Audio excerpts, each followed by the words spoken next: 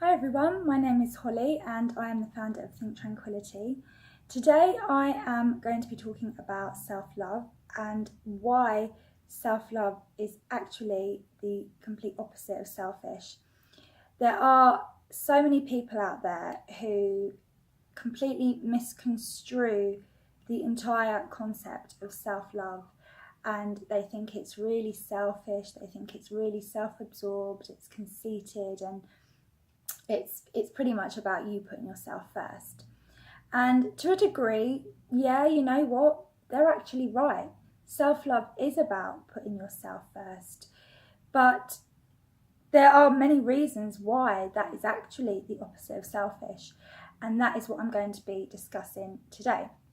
So for those of you, first of all, who don't know what self-love is, or are perhaps a little on the fence about, well, is it a good thing? Is it a bad thing?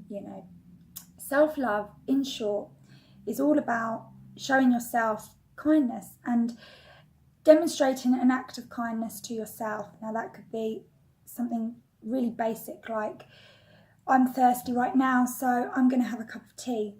Or, do you know what? I don't have any clothes, so I'm going to go and buy myself a whole brand new wardrobe full of clothes. It could be one extreme or it could be the other. It really doesn't matter. Self-love is an act of kindness to yourself. It's about fulfilling your own needs. That's it. That's all there is to it, and it can be demonstrated in millions and millions and millions of ways.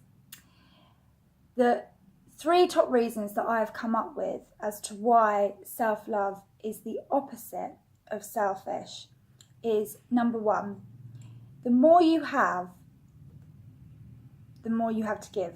That's it.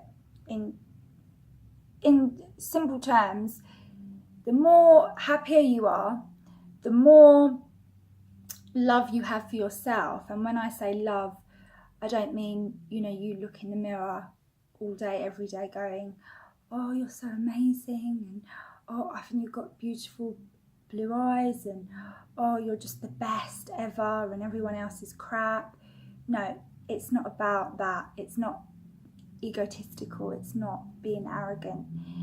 It's about having love for you and saying, yeah, do you know what? I look really nice today. Yeah, I am good at that. Or, okay, I'm not that great at something, but I'm going to get better.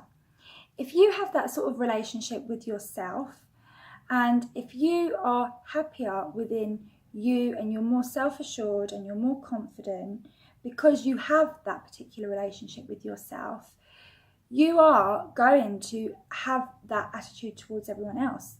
You are going to look at other people and see exactly the same type of strengths in them. And as far as appreciating yourself is concerned, again, it's not about arrogance. It's not about being totally in love with yourself to the point where no one else matters. It's about appreciating yourself for who you are and doing things that make you happy. Let me give you a perfect example. Think about the last time you had a really, really good day. You woke up, you were in such a good mood, you were so happy, and the sun was shining, the birds were singing, everything was just great that day for you. Something amazing had happened and you were on cloud nine. Nothing was going to bring you down. During that day, at any point, did you think to yourself, I'm going to go over to that person and I'm going to be really mean and horrible to them? Or were you just like, hi everyone, how are you? Oh my gosh, like this happened, that happened. Were you literally lighting up rooms when you walked in? That is a form of self-love. You are happy, you are exuberant, you're energetic, you're feeling great, you're feeling good. There's not much negative thought going on in your head whatsoever. And therefore, because you're in that place yourself, you're going to be infectious. You're going to be laughing, you're going to be making jokes. You're going to be better company to be in. That is a fact. And that is, I think, we can all relate to having a really good day. And it's true, that is how we feel, that is how we are when we're around other people. We are better company when we are happy, and we cannot be happy unless we have a certain element of self-love in our lives. So that's the first reason. The second reason is that it improves all of your relationships. When you are giving yourself regular self-love and you're looking after your needs and you're not tired, you're not stressed out, you're reading a good book, or you're watching a funny film, or you're having a nice hot soak in the bath, whatever form of self-love you're giving to yourself, you are then going to be in a better place to give that love to someone else. Whether that be your mum, whether that be your husband, your wife, your children, your siblings, your colleagues, your neighbours, anyone you come into contact with. Again, you are going to be a lot more nicer to be around, because you yourself are going to be feeling happier, and it's also setting the standards for how other people treat you. When you're running around and you're stressed out and you don't know what the hell's happening, and there's just so much on your plate and you can't cope, and you're miserable, you're irritable, you're shouting at this person, this person's bugging you and irritating you. When all these things are happening and you just can't focus and you feel like you haven't got time for yourself, no one's going to really want to spend that much time with you. People are also going to sort of take advantage as well. Have you ever had a situation where people have just taken advantage of you and you've been pulled in 20 different directions, and not having the ability to say no has actually made things worse for you because you haven't put yourself first? You haven't said, I'm really sorry, but I've got so much on. I would love to do that, and maybe I can do it next week or next month or whatever, but right now is not a good time because I've just got a lot going on for me. When you've bitten off more than you could chew, you've ended up stressing yourself out, you've ended up taking it out on the wrong people, no doubt, and you've then also given the wrong signals out to other people who perhaps might take advantage for whatever reason. They're just not nice people or whatever. You've told them, yeah, do you know what, I'll do whatever, and I'm just going to be a doormat for you to walk all over, and I'm not going to say no. Now, that might be sounding a little bit harsh. Unfortunately, there are some people out there like that who will use you and just take whatever they can get. So self-love does actually improve relationships. It boosts the relationships that you have with people, the right relationships. But what it also does is it also sends out a clear signal to people who might take advantage of you, whether that be in a romantic relationship or any other type of relationship. It's saying to them, look, I actually respect myself, I love myself, and I am worthy, and my time is just as precious as yours, and I'm not going to be at your beck and call. I'm not going to just do whatever you expect of me, because I've got my own life too. I've got my own priorities. I've got other things going on that are important to me. So no, I'm not a glorified slave. This is how it is. Like it or lump it. And you know what? There's absolutely nothing wrong with that. It's all about self-preservation. If you're unhappy, you cannot make other people happy. And so that kind of relates back to what I was saying in point one, is the more you have, the more you have to share and the more you have to give. So relationships, self-love is key. I don't think anyone can argue with that whatsoever. The third reason why self-love is the opposite of selfish is because, and this is actually directly targeted at people who are spiritual or religious. Now, people who are spiritual, like myself, probably wouldn't question self-love that much. They would totally get it. People who are religious, Christians, for example, I was raised as a Catholic, and I know a lot of Christians who kind of think personal development, self-love, all of that is very selfish and very sort of, me. I'm not a Bible basher, but there are so many examples of self-love, personal development, personal growth in the Bible. It talks about, the first thing I can think of that comes to my head is what you sow, so shall you reap. I don't know if that's the exact quotation, but that comes from the Bible, and that's such a common phrase that people use today. Oh, you reap what you sow. Well, that's a biblical statement. That's a biblical verse, and it's exactly the same. Again, it comes back down to self-love. Love is unconditional. Love isn't. It's omnipresent. It's not a matter of, oh well, if I have love over here, then that means you haven't got any. Love is like gravity. It's everywhere.